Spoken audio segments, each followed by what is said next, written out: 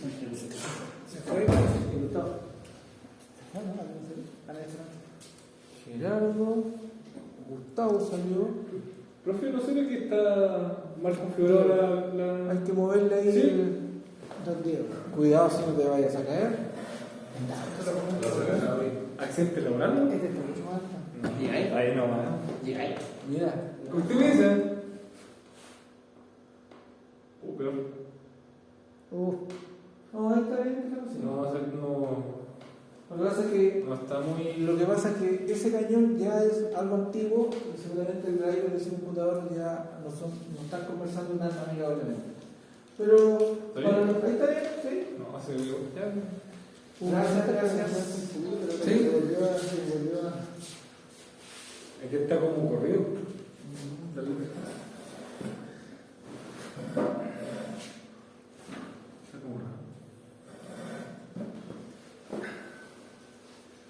Diego Cristian. Sí. Gustavo salió. Tengo a Gerardo, tengo a Joaquín Wilson. y Wilson. Me acuerdo de la pelotita. Sorry. Wilson. Ya, chiquillos. Oye, un gusto volver a juntarme con ustedes. Espero que sea recíproco y digan, este viejo otra vez. ¿Cómo le digo? Nosotros no tenemos relaciones, así que después de la fiesta vamos a ver si estamos Ahí le decimos, después del Al 20, próximo laboratorio le decimos con ¿qué va a ser 20? ¿Tienen alguna El primer certamen de ser... comienza el matadero. Porque nosotros trabajamos en teoría de circuito el semestre anterior, ¿cierto? Sí. 2 2023 o 1 2023. 2.20. Ya, ok, saltamos. Ya, ok. ¿Cómo fue el cierre del semestre el año pasado? ¿Bien? Bien, bueno. Qué bueno, qué bueno. Me alegro. Ya, a ver. Sistema electrónico, ¿cierto? Sí, señor. Están trabajando con mi colega John Correa. Sí. Sí. Recuerdo que alguno tenía más o menos formación electrónica o son todos más eléctricos. Yo, sí. Sí. Un poquito. Mi carrera fue... ¿Tú eres electrónico? Sí, pues. Yo soy técnico en electricidad y automatización. Ya. Entonces me pasaron los Arduino, rectificadores, diodos. Ya, ok. Yo había estudiado electrónica también. Sí. Bueno, sistemas electrónicos dentro del programa de vuestro plan de estudios, que es Ingeniería de Ejecución Eléctrica, es una asignatura que cumple la función de darles a ustedes un barniz un poco de todo lo que es la electrónica y desde ese punto de vista es súper ambicioso.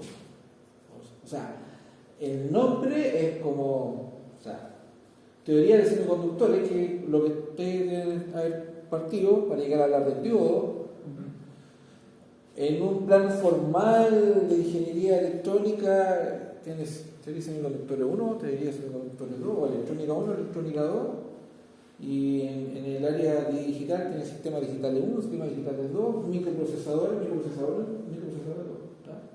Entonces, por eso digo que es súper ambicioso. ¿Cuál es el objetivo real? Darles a ustedes un barniz de cosas básicas, de manera que si en la industria tienen que ir a actuar con un espécimen de mi especie, puedan dialogar. ¿Ya? Eso es. Es irreal pensar en que van a llegar en la parte final del ramo del sistema digital, empezar a hablar en microprocesadores y hacer alguna programación en micro. Ojalá así sea. Pero ustedes mismos ya se han dado cuenta que el tiempo no da, porque este programa de ustedes es súper... Y yo creo que para ustedes bien también, desde el punto de vista que uno quiere entrar y salir luego, ¿cierto? Y no alargarse más, ¿sí o no? Ojalá. Esa es la idea. Ya, en ese contexto, a ver, alguna cosa doméstica. Me imagino que esta planificación la habían visto, ¿no? ¿No? Pero bueno, desglosémosla rápidamente. Este es el resumen del trabajo. Lo que vamos a hacer aquí es un trabajo de apoyo a lo que están viendo en teoría. ¿Ya? Yo sondé un poquitito con el profesor John Correa en qué iban, me dijo que habían hablado de teorías de semiconductores, que ya habían entrado a hablar del diodo y que habían hablado algo recién de rectificación de media onda. Correcto. Y ahí estamos, ¿cierto? Y de onda Onda completa. completa Y puente de Dios. Ah, excelente. Onda completa y Ya. puente de Dios. Ya. Correcto. A mí me interesa primero, antes de traerle algún circuito y que hagan mediciones, tener yo la claridad de que ustedes tienen los conceptos claros. ¿Ya? Por eso vamos a hacer un trabajo así, primero. Ya, esta cosa doméstica, esa es nuestra planificación del laboratorio, que son 6 sesiones, ¿ya? Es algo bastante acotado en tiempo, donde nos planteamos la meta de desarrollar estos temas que tienen que ver con trabajo de semiconductores, diodos, circuitos rectificadores, amplificadores operacionales, circuitos lógicos. Yo, porque eso es mucha pretensión, y hablar, estas 2 sesiones las gastamos en reforzar lo que han visto en teoría, ¿ya? Entonces, la planificación por calendario, tenemos sesiones en abril, sábado 6, hoy, el próximo sábado no, y el sábado 20 sí, y el sábado 27. ¿Ya? Curiosamente, en mayo no nos vamos a ver. A mí me gusta más el trabajo sistemático, vernos más seguidos, pero bueno, está planificado así. Y en junio tenemos las otras 3 sesiones. ¿Ya? Si existiera algún... esas son nuestras 6 sesiones oficiales. Abril, hoy día, el sábado 20, el sábado 27, en mayo no nos vemos, y en junio nos juntamos sábado 1, el sábado 15 y el sábado 29. ¿Ya? ¿Cómo vamos a evaluar esto? Me parece que lo más práctico y lo más sano, vamos a hacer un test al final de lo que hagamos aquí. Que creo que por tema de tiempo es mejor que para que se les pida un preinforme de entrada, un informe de salida, porque los tiempos no dan. ¿Cierto? Yo sé que ustedes están trabajando y estudiando, más la familia, y si yo vengo y les pido traigan un preinforme, me van a amar. ¿Cierto? ¿Ya? Y nuestra última sesión sería acá, 29 de junio, y el sábado 13 de julio tendríamos esa evaluación. ¿Ya?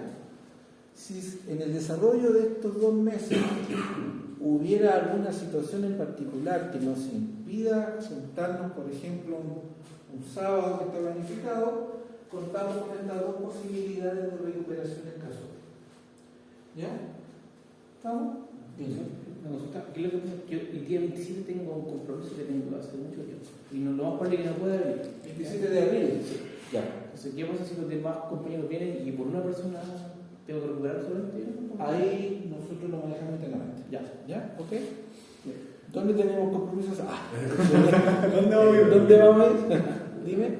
Y eso, por ejemplo, igual eso lo podemos ocupar en el caso de que, por ejemplo, yo a mí me cambiaron ahora el sistema de turno.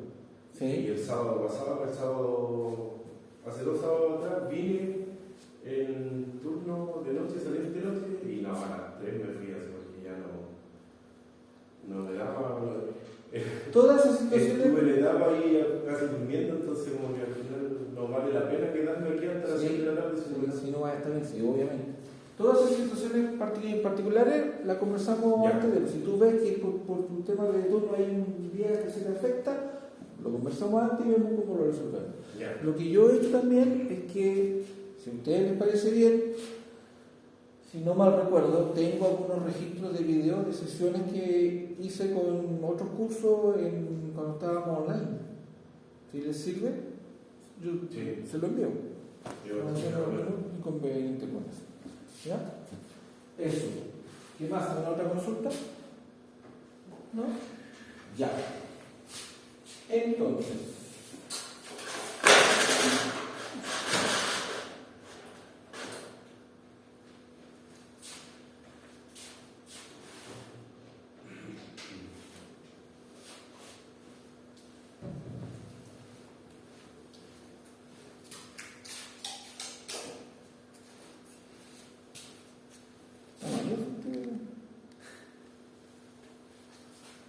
Está como yo cuando tengo hambre.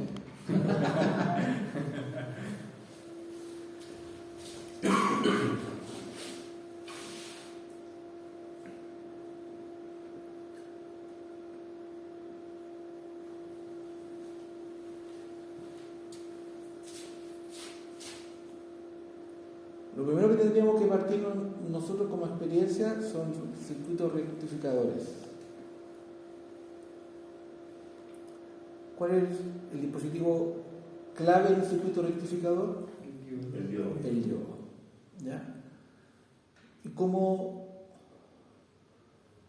opera un diodo? ¿Cuál es su particularidad de comportamiento? Que tiene un voltaje mínimo de conducción para Ya. conducir y tiene polaridad. ¿Ya? ¿Y qué significa eso? Que si lo conecto al revés no va a conducir. Tiene que tiene un solo O sea, polaridad para conducir. me permite el paso de la corriente en un solo sentido. ¿Cierto? Ya. Internamente es un dispositivo de una unión o dos capas, ¿cierto? Dispositivo semiconductor formado por un semiconductor contaminado tipo P y un tipo N. Ustedes saben que por mucho tiempo se trabajó solamente, o en la naturaleza se clasificaban los materiales desde el punto de vista eléctrico como conductor o aislante o no conductor, ¿sí o no? Y así es como históricamente hemos trabajado con que el oro, la plata y el cobre son los mejores conductores, mientras que materiales como los polímeros, cerámica, el vidrio, la madera son buenos aislantes. ¿Ya? O sea, un buen aislante tiene una resistencia interna alta. Un buen conductor, una resistencia interna bajísima. ¿Y qué es lo que define el comportamiento eléctrico de los materiales?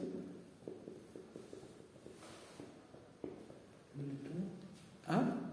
No sé, el átomo, la cantidad de electrones que tenga. Ya, sí, bien. El tipo de resistencia, el rango de resistencia.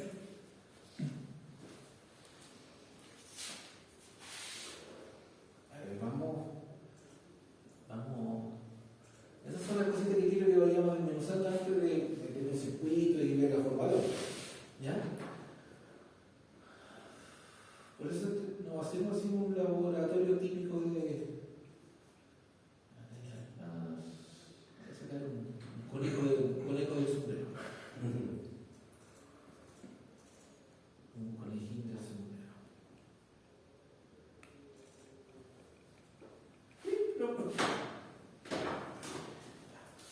Pues vamos a hacer este por favor.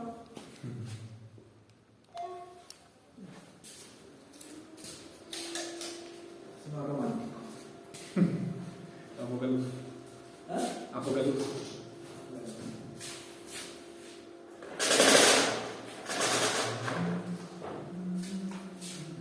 Gerardo, tú estás en lo correcto. Si queremos hablar de características eléctricas de los materiales, tenemos que hablar de la estructura atómica. ¿Por qué razón? Por la sencilla razón de que. ¿Te considera o no te considera? No, Se está calentando. está calentando. Está calentando el fuego. Bueno, históricamente teníamos dos tipos de materiales, conductores y no conductores, hasta que alguien dijo, oye, pero estos materiales que están aquí en el centro, que no son ni buen conductor ni buen aislante, a lo mejor podríamos hacer algo con ellos. Entonces, veamos un poco qué es lo que define la característica eléctrica de los materiales. Tiene que ver con eso. El átomo, el modelo del átomo de Bohr, por lo que todos los. O sea, nadie ha visto un átomo. ¿Ya? Nadie ha visto un electrón. Pero sí vemos los efectos y parece que este modelo funciona. ¿Ya?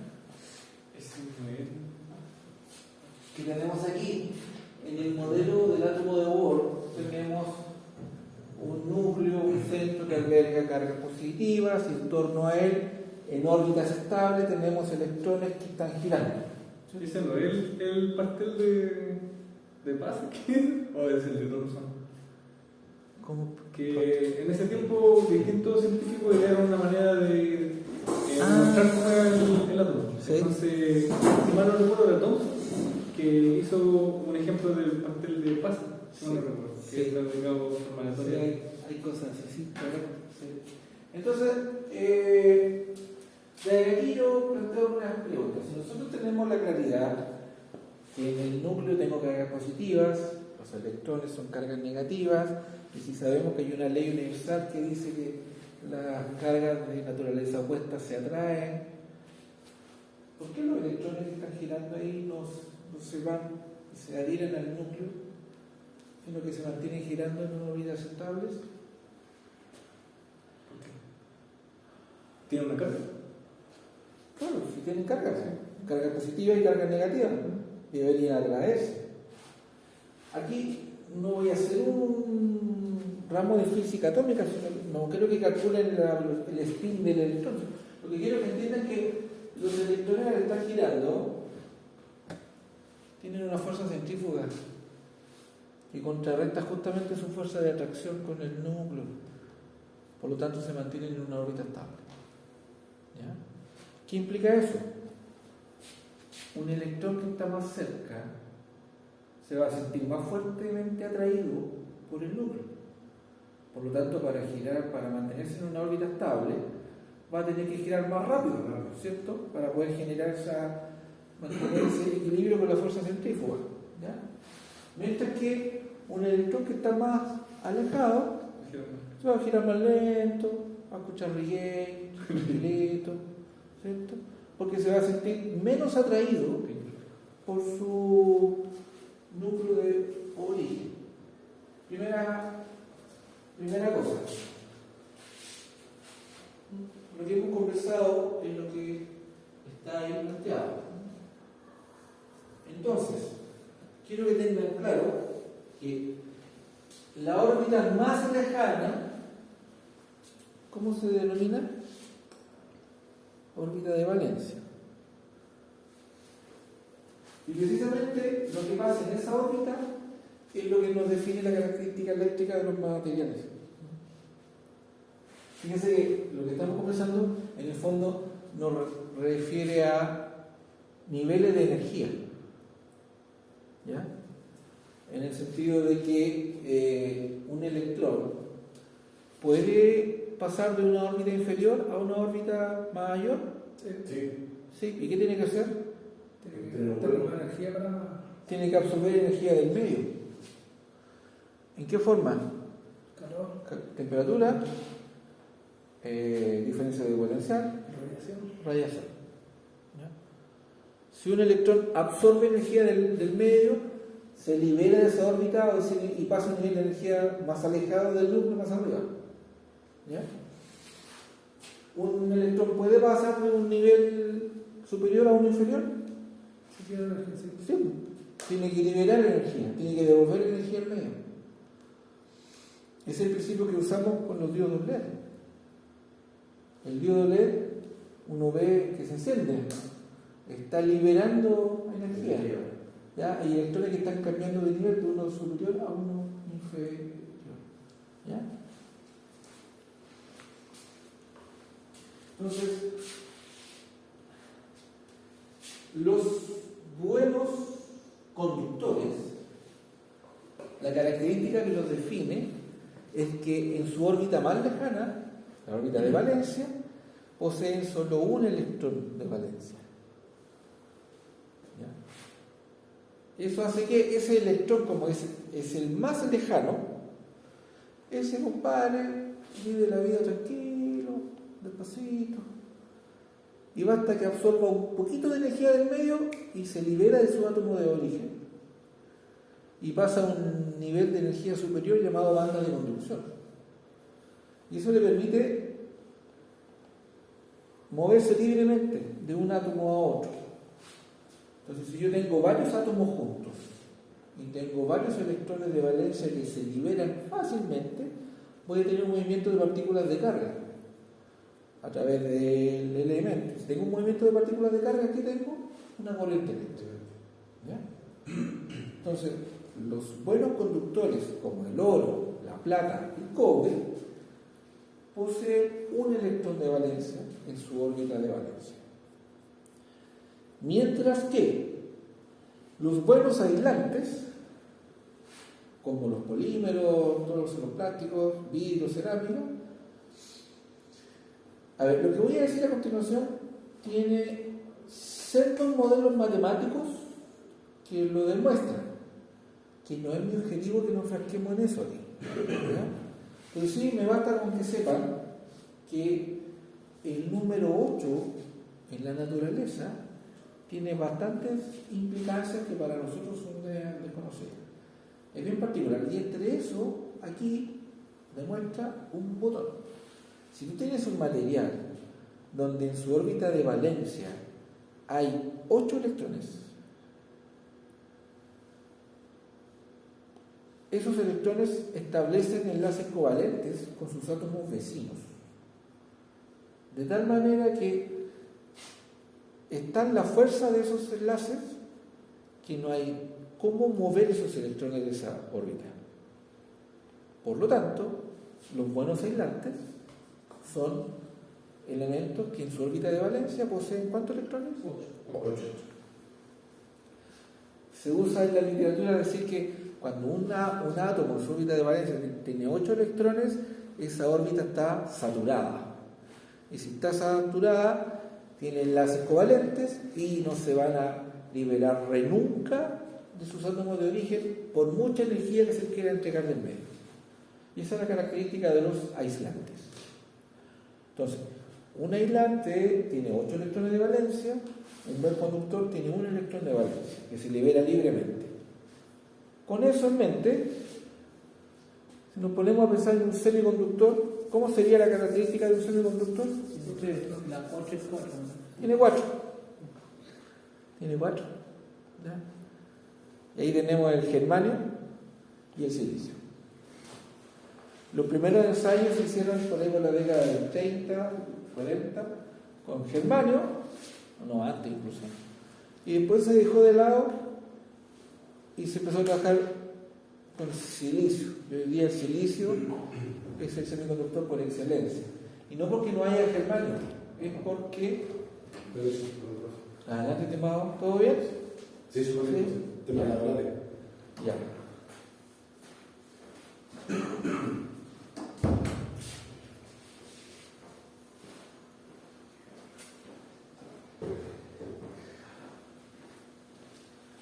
¿Por qué se dejó de lado el germanio? Por la temperatura, cuando se trabaja se polarizaba el gas, porque le afectaba mucho la temperatura. Y además de eso, por lo que se llama el gap de energía, tenía un gap de energía muy bajo. ¿A qué me refiero con eso? Bastaba un poquito de energía del medio y los electrones se disparaban al tiro. Entonces, no era tan fácil controlar la conducción, porque el gap de energía era muy bajo. ¿Ya? Mientras que en el silicio hay un delta un poquito más pronunciado. Entonces ahí tú tienes un mejor control de cuándo quieres que se libere o no, porque en el fondo la característica de los semiconductores es que a temperatura ambiente son más bien aislantes. Pero los primeros estudios que se hicieron es que si yo le subo la temperatura a grandes temperaturas, empiezo por acción térmica a generar electrones libres y ya tengo un buen conductor. Pero tampoco era viable hacerlo por temperatura, entonces alguien dijo, tomemos un trozo de silicio puro, semiconductor intrínseco, puro, intrínseco, y contaminémoslo. Si lo contamino con algún material pentavalente, que tiene 5 electrones libres, de manera espontánea, el átomo de silicio queda en el centro, y los otros 4 se ordenan en su entorno y ahí tengo un cristal. 4 electrones de valencia de los materiales pentavalentes van a establecer enlaces covalentes con los átomos, con los electrones del átomo de silicio y me va a quedar de manera libre un electrón. Entonces alguien dijo, contaminemos con más átomos pentavalentes, y si yo le meto 1000 átomos pentavalentes voy a tener 1000 electrones libres y sin manipular la temperatura, ¿ya? Y ese es un material semiconductor extrínseco porque está contaminado, que posee un exceso de electrones libres, y ese es el material tipo N, ¿ya? Y después se dijo, oye, ¿y si contaminamos un semiconductor intrínseco con materiales trivalentes que tengan 3 electrones de valencia? ¿Qué pasa? Lo mismo, pero en vez de generarse un electrón libre, se genera lo que se llama una ausencia de electrón, que se le da la característica de carga positiva. ¿Y cómo se le denomina eso? ¿Tienen que haberlo visto en clase? Un hueco. Y ahí se genera la relación de par electrón-hueco, ¿ya? Que se pueden ver como dos corrientes, una que va para un lado y otra que va para el otro, si yo veo las cargas positivas o las cargas negativas, ¿ya? Entonces ese es un material que posee semiconductor extrínseco contaminado con, no sé, 1000 átomos de material trivalente. Tengo automáticamente 1000 ausencias de electrones, tengo 1000 huecos. Y se le da la característica de cargas positivas, y tiene un material tipo P. Estoy haciendo un resumen bien. Me imagino que tiene que ver con lo que han hablado en clase. Sí, el profe mencionó que estaba el boro, el galio, Claro. el átomo equivalente. Sí, trivalente. Y después, lo que vino después, que alguien dijo, oye, ¿qué pasa si juntamos un material tipo P y un tipo N? Y hizo que el diodo. Porque de manera espontánea, no exponencial, espontánea, se genera un proceso de recombinación en la unión, y se empiezan a establecer enlaces, y finalmente se genera una barrera de potencial, que para el germanio es de 0,3 volts, la de energía más baja, y para el silicio 0,7 volts. ¿Ya? ¿Estamos ok?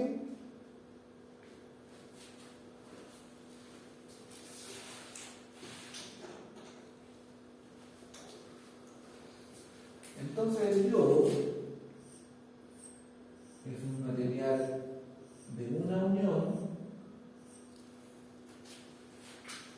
que tiene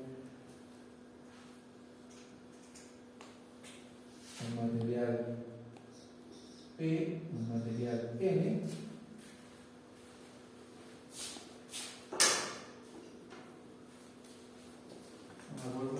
y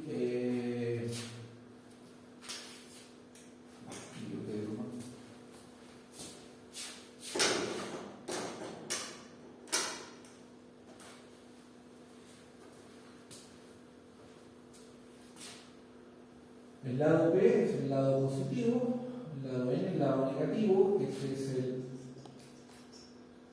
ánodo y este es el cátodo,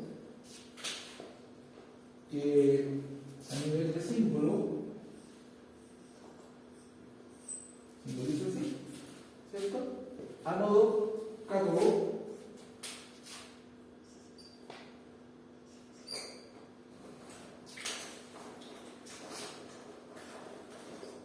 más menos, y como tú te das cuenta,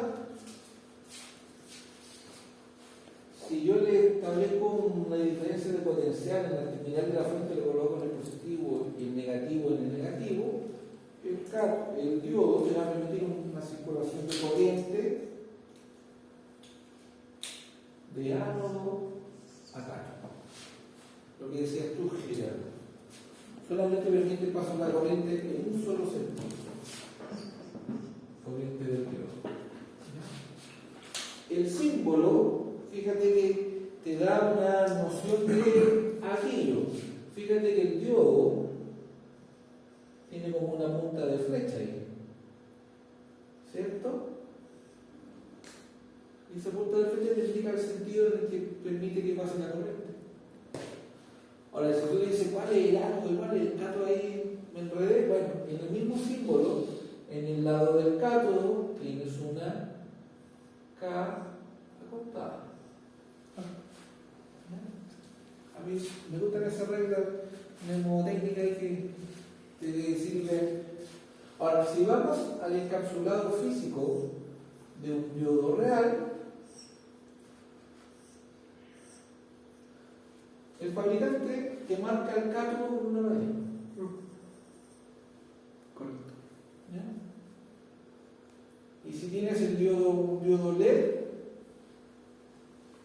que es un encapsulado así, Te marca ¿sí? Te marca el cátodo también con una muesca aquí. ¿Sí? Otra regla mnemotécnica: si tú tienes un diodo LED nuevo, Una pata más larga. una pata más larga que la otra. Ah, claro.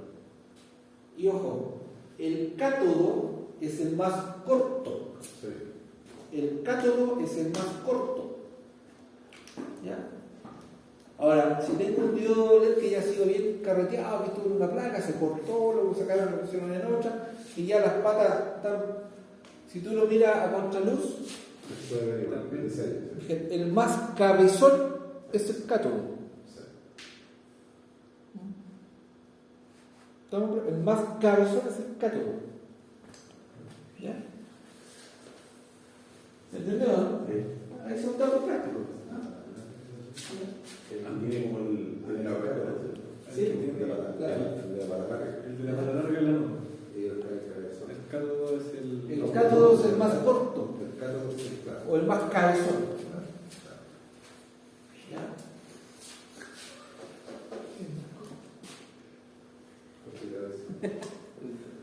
No estoy eludiendo a nadie, ¿eh? Sí, por cabezón yo soy el que va en, soy guaripola.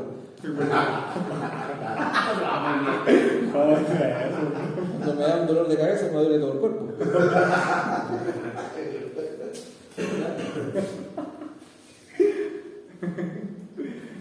No voy a dar nombre, pero teníamos y algo así. Habían dos colegas, todavía hay uno, que los dos tenían lo suyo. Y una cabecita grande, entonces, y más encima tenían oficina una acá y la otra acá, como en una esquina del pasillo para allá. Entonces nosotros cuando pasábamos caminando, oiga, hay un campo gravitacional. Ya, sigamos. Talla de ingeniero. Uno de ellos le va a hacer clase. Talla de ingeniero. ¿O no, profe? ¿Ah? Uno de ellos le va a hacer clase y otro se le. No sé. Un profe cabezón se van a reír.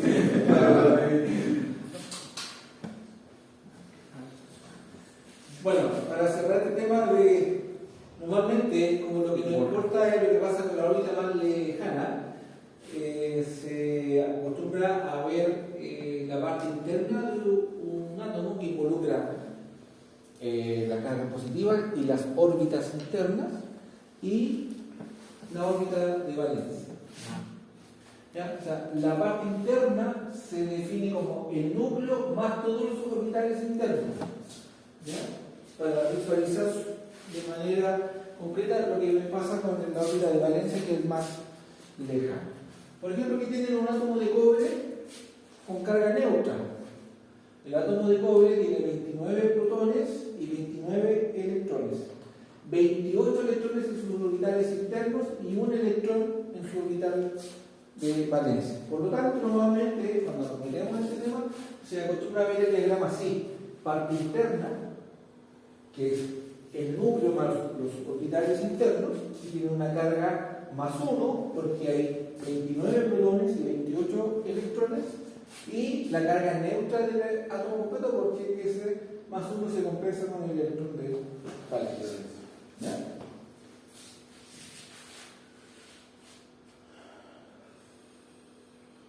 Bueno, esa es la razón por la cual el cobre es un buen conductor.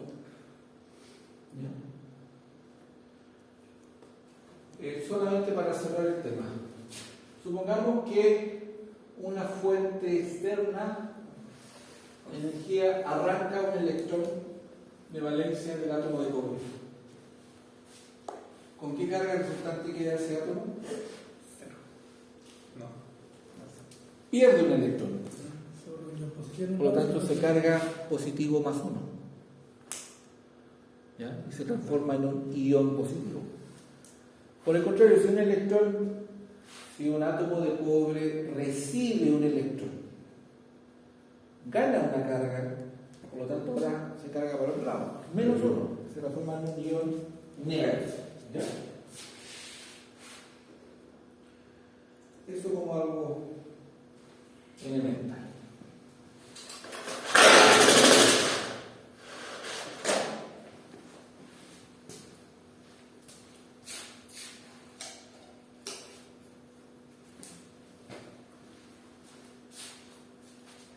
No sé si has oído hablar de que el diodo es un dispositivo no lineal. Sí. ¿Por qué? Porque no es como una pendiente. Tiene una cierta característica como de curva y Es después exponencial. exponencial. Ya, buen punto. Wilson dice.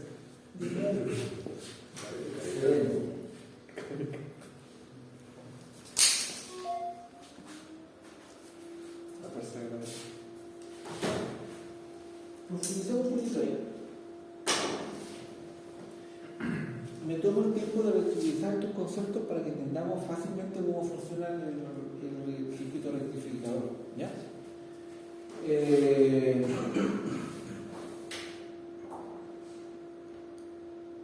El diodo lo podría entender como un interruptor, ¿no?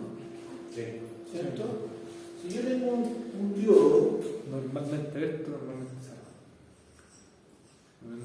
fíjate, ánodo, cátodo, yo lo puedo polarizar de dos maneras, de forma directa o de forma inversa. ¿Cuándo me va a conducir? Directo. Cuando lo polarizo de forma directa. ¿Y qué significa que lo polarizo de forma directa? Que el Es positivo posible. le da y la tiene en el capacete. Ya, muy bien, excelente. Tengo mi fuente, más o menos, yo conecto el positivo al ánodo y el negativo al cátodo, el diodo dice, oh, estoy recibiendo unas cosquillitas y me van a impulsar los electrones en ese sentido y justamente el diodo permite el paso, así que conduce y en realidad lo podemos ver como un interruptor cerrado, ¿cierto? Polarización directa.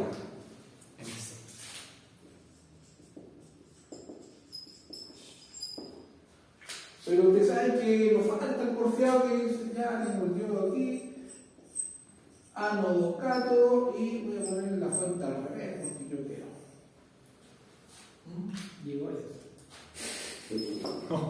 ¿Bien?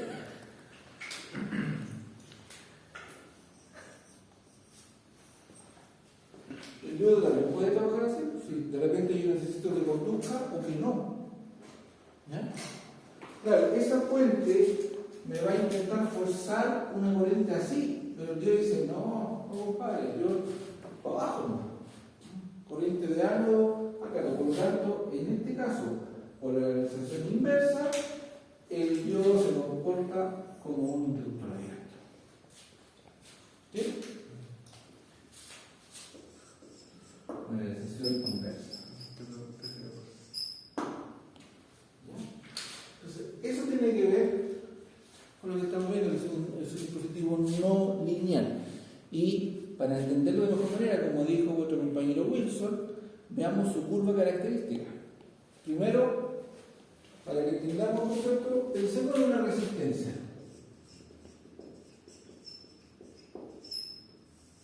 ¿Cómo es la curva característica de una resistencia? Como la pendiente.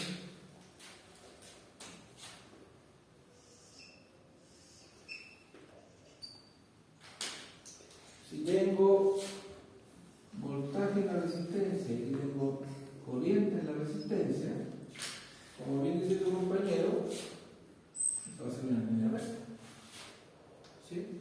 Donde la pendiente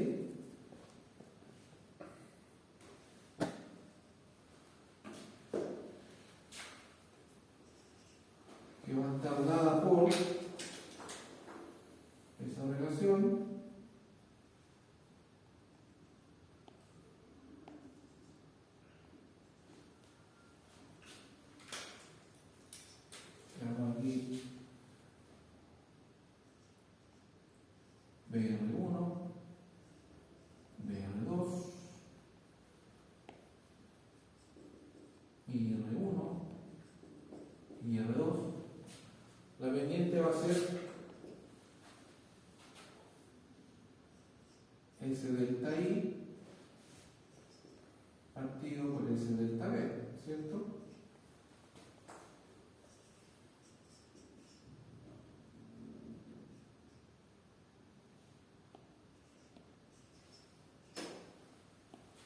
En el fondo tengo I partido por B, por lo tanto esa pendiente es el inverso de la resistencia. ¿Cierto? Ahora, lo que me interesa que vean ahí es que, ¿cómo es su curva característica? Lineal. Una línea recta. Es un dispositivo lineal. ¿Ya? Y ahí tú te das cuenta que de la ley de Ohm, que si la corriente, si la resistencia es constante, si aumenta el contagio, aumenta la corriente, en fin. ¿Ya? Veamos qué pasa con el diodo.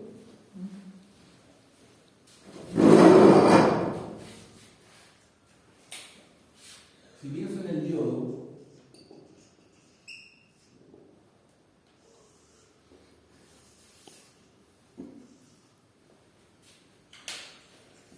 voy a tener voltaje en el diodo, con mayúscula con mayúscula, corriente en el diodo. Si pensamos en un diodo de silicio, hay un voltaje que ustedes nombraron, ¿cierto? ¿De cuánto? 0,7. 0,7. Esa que se denomina, en el fondo, esa es la barrera de potencial que se forma aquí. Aquí voy a tener una polaridad hacia el verde. Y esos son los 0,7 volts. Está el verde que se va a oponer al paso de la corriente. ¿Qué implica eso? Barrera de potencial. Que a medida que el voltaje aumenta, la corriente es prácticamente cero. A medida que me voy acercando a los 0,7 volts, este bicho empieza a contribuir. Cuando llego a los 0,7 volts, estoy conduciendo casi con una resistencia nula. ¿Ya? Claramente ya te das cuenta que no es lineal. ¿Ya? No es una línea recta, es la ecuación de una recta. La ley de Ohm es la ecuación de una recta. ¿Te das cuenta? A la inversa es lo mismo, ¿cierto? ¿Ah? A la inversa es lo mismo. Vamos para la inversa. Como bien dice tu compañero Cristian. Aquí estamos en la zona directa. Al movimiento de situación. ¿Sí?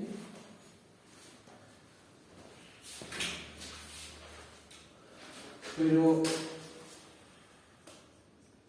el diodo también lo puede polarizar inverso. Y cuando nosotros lo polarizamos inverso, lo que estamos haciendo que esta barrera de potencial se tire más. ¿Ya? Entonces, la corriente prácticamente es cero. Si yo aumento el voltaje inverso, mi corriente prácticamente cero. Digo prácticamente cero porque la verdad no es cero. Hay una corriente inversa. ¿Ya? Que tiene dos componentes. Aquí ya me estoy yendo al filo, en realidad no vamos a hacer cálculo, pero no quiero que lo tiene una componente de corriente inversa por la acción de la temperatura. ¿Ya? Aquí tiene otra componente que tiene que ver con la componente superficial de fuga. ¿A qué me refiero con eso? Que si yo tengo un trozo de material semiconductor, tipo N, tipo P, hay algunos cristales de estos átomos contaminados, hay algunos cristales de la frontera que están incompletos, que les falta un átomo. Y eso te genera algunos huecos por donde se pueden pasar algunos electrones pillos. Eso se llama corriente superficial de fuga, porque son los electrones que se pueden escabullir por esos huecos que van a encontrar.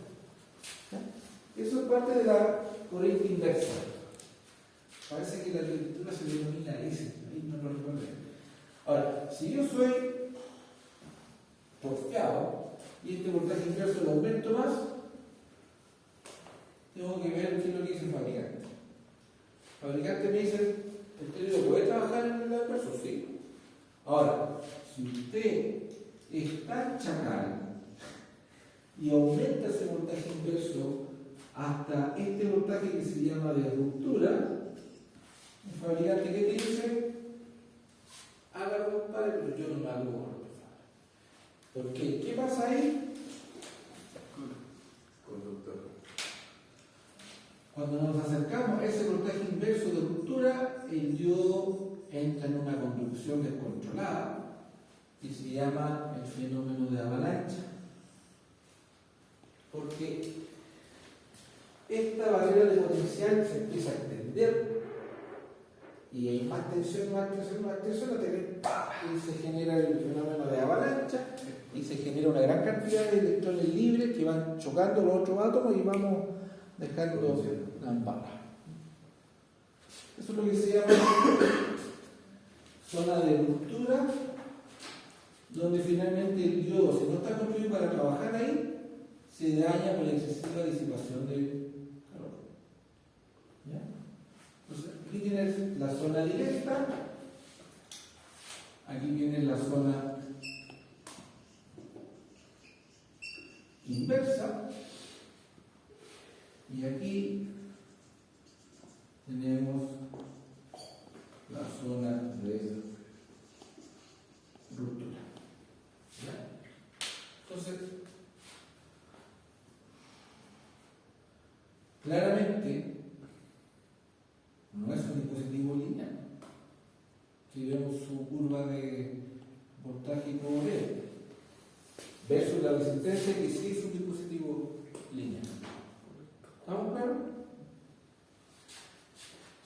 Teniendo claro esto, podemos entender fácilmente los circuitos rectificadores. ¿Ya?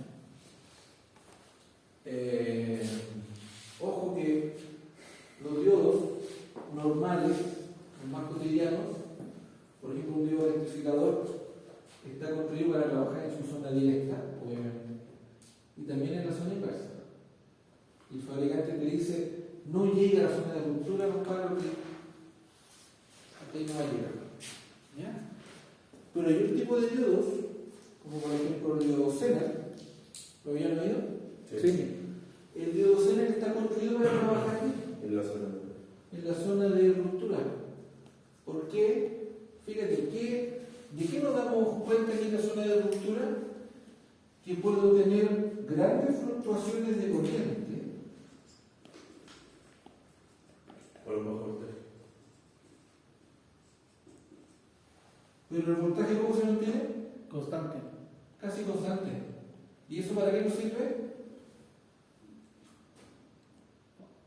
Para regular voltaje. Regulador de voltaje. Ahora nosotros usamos reguladores de voltaje integrados.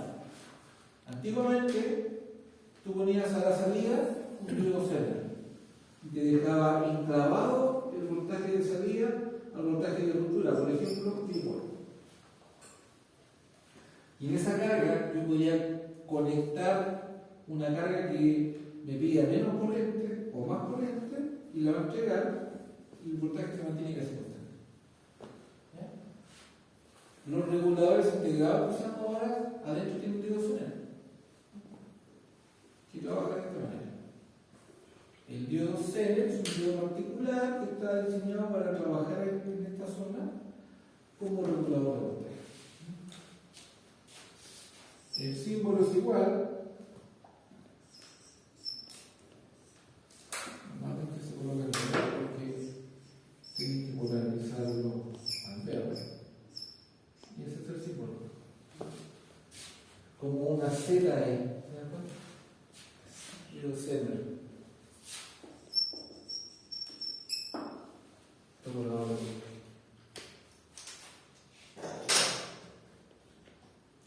¿Estamos bien?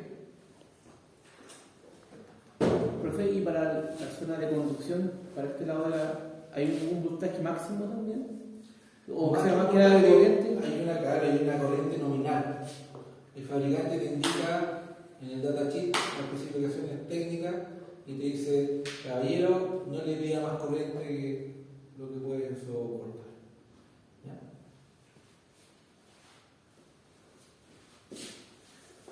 Ya. Con los diodos tenemos varios circuitos útiles, entre ellos los circuitos rectificadores. ¿Para qué nos sirven los circuitos rectificadores? Para rectificar. Voy a tomar una culata y voy a decir, tome, rectifíquemela. No. Aquí para la mecánica. ¿Para qué nos pueden servir? Para convertir la corriente alterna en continua. Ya. Ok. Entonces, ¿en qué circuitos necesitamos sí o sí circuitos rectificadores? Todos los aparatos electrónicos. En los circuitos fuentes de poder. Los cargadores celulares. Claro, o sea, piensen ustedes que nuestra red eléctrica nos entrega un voltaje de qué tipo, alterno o continuo? Alterno, ¿cierto? Y la mayoría de los consumos domésticos, ¿de qué tipo son? Continuo. Entonces, por eso necesitamos fuentes de alimentación y toman ese voltaje alterno y me entregan los voltajes continuos que yo necesito. Aquí tengo una fuente que está en el mismo computador. En este, como es un portátil, la fuente está afuera. ¿Ya? Y esta es más chica que esa, porque esta es la fuente switching. ¿Ya? ¿Qué significa eso? Esta, a diferencia de esa, tiene un transistor de alta velocidad que está switchando y con el switcheo va hacia la regulación. Por eso esta fuente es muy contaminante por el punto de vista electromagnético. Si en tu casa no hay una buena toma a tierra, esta fuente es muy ruidosa. Distorsiona la imagen de la televisión, sigue análoga, o si tú estás trabajando en un audio y te da ruido. ¿Ya? ¿Estamos bien? Porque tiene un transistor que está switchando a alta frecuencia. Una fuente de alimentación como esa, ¿qué partes tiene?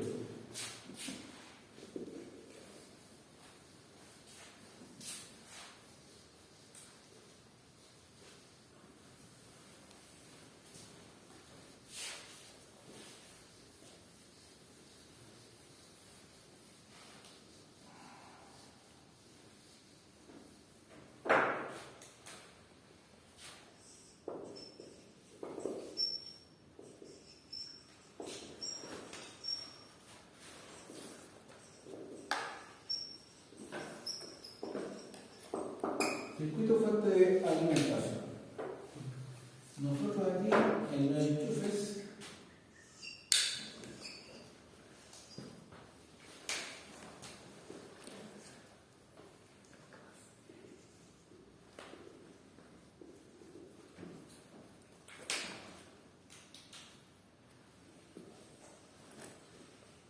tenemos señal así, ¿cierto?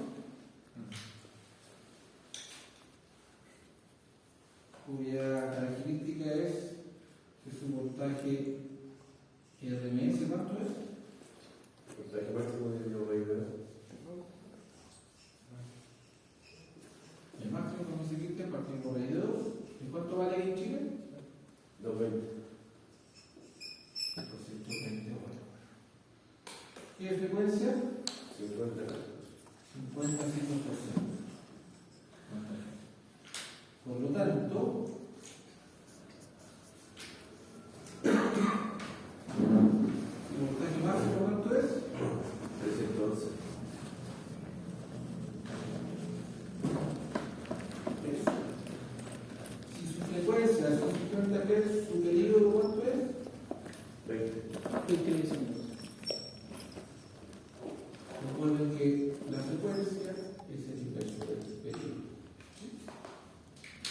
Ya, supone, tú tienes eso, y por ejemplo yo necesito, como decía, ¿cómo se me olvidó? ¿Sí? Diego. ¿cierto?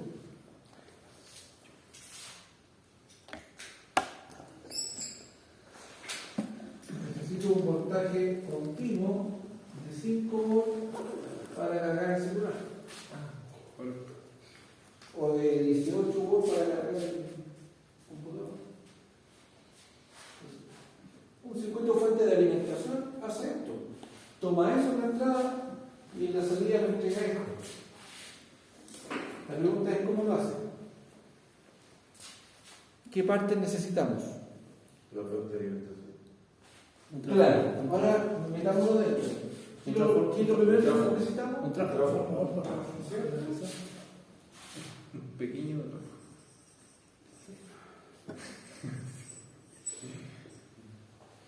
Un transformador.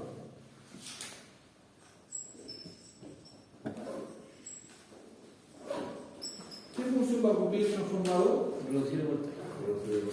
Correcto, solamente me va a reducir estos 220 volts a otro voltaje alterno, pero que va a ser más cercano al voltaje que yo necesito.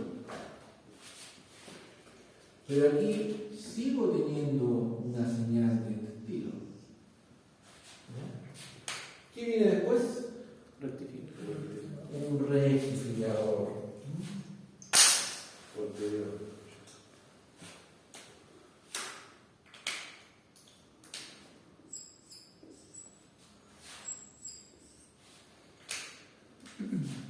Y en el rectificador los dispositivos estrella son los diodos.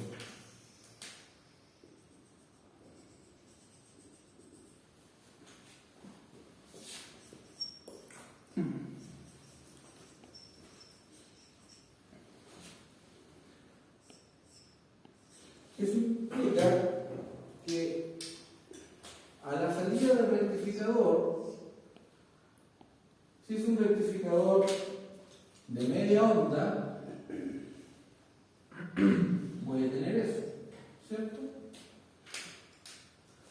Si es un rectificador de onda completa, voy a tener la capacidad de rescatar también el semiciclo negativo, voy a tener eso, ¿cierto? Porque el señal original es eso.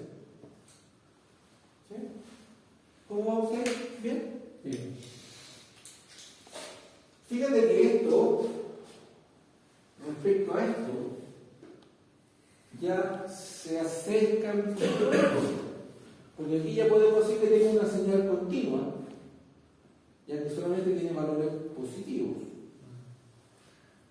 Pero no es constante, es pulsante. Correcto. ¿Ya? Ahí con- Desde un valor mínimo que es 0 a un valor máximo que está dado según. Entonces, ¿qué tenemos que poner a continuación? Condensador. Un filtro capacitivo, ¿cierto? Filtro.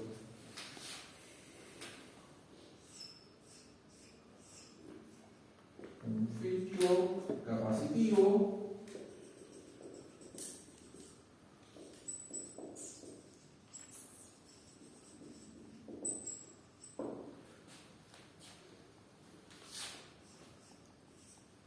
¿Y eso qué me permite? Que ahora Sea constante o más cercano a lo constante la onda.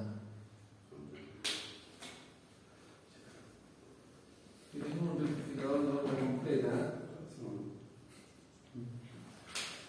Con eso yo consigo que ahora en el primer ciclo se me carga el condensador y después se me empieza a descargar, pero no llega a cero, sino que ¡pum! Se carga nuevamente. ¡Pum! Se carga nuevamente. Por lo tanto, ahora voy a tener un voltaje que todavía es pulsante, pero más continuo. ¿Ya? Y aquí voy a tener lo que se llama Rizado. un voltaje realizado.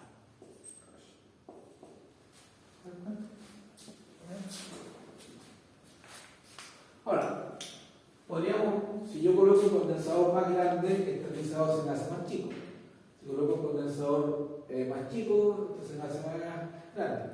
No puedo llegar y colocar un tarro de condensador porque, ¿qué es lo que pasa? Voy a exigir en corriente a los diodos y al secundario del transformador y me lo voy a mediar, técnicamente hablando.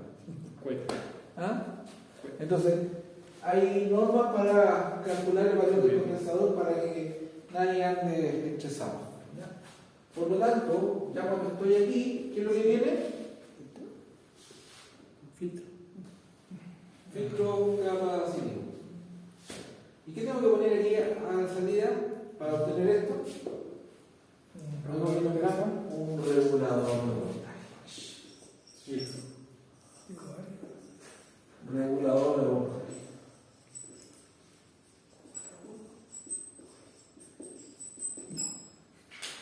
Donde el dispositivo estrella de los reguladores de voltaje, Televisor. El dios será. Dios. Es la técnica más usada y los reguladores de voltaje integrado traen Dios.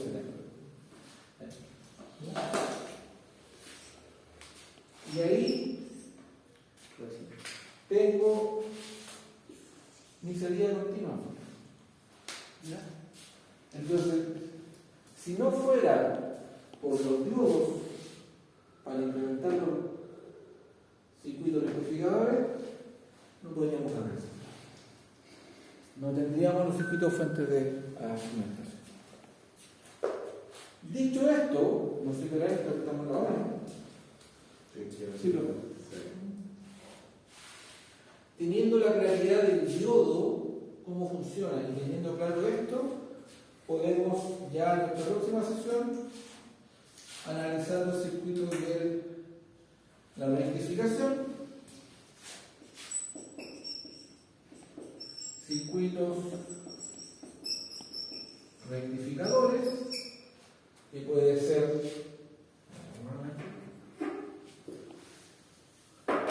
de dos tipos, ¿cierto? De media onda o de Onda completa. onda completa. ¿Qué significa eso en la práctica? De media onda Solo se ve ciclo positivo. usamos el ciclo positivo y el negativo lo pierdo y en onda completa recupero los dos. ¿Ya? Y en el de onda y en el de media onda trabaja solo con un diodo, ¿cierto? Y en el de onda completa tengo dos posibilidades. Entonces, Cuatro. Tengo un rectificador de onda completa con dos diodos, lo cual me exige usar un transformador con tap central o con toma media, ¿sí? O el de onda completa tipo puente utiliza cuatro diodos.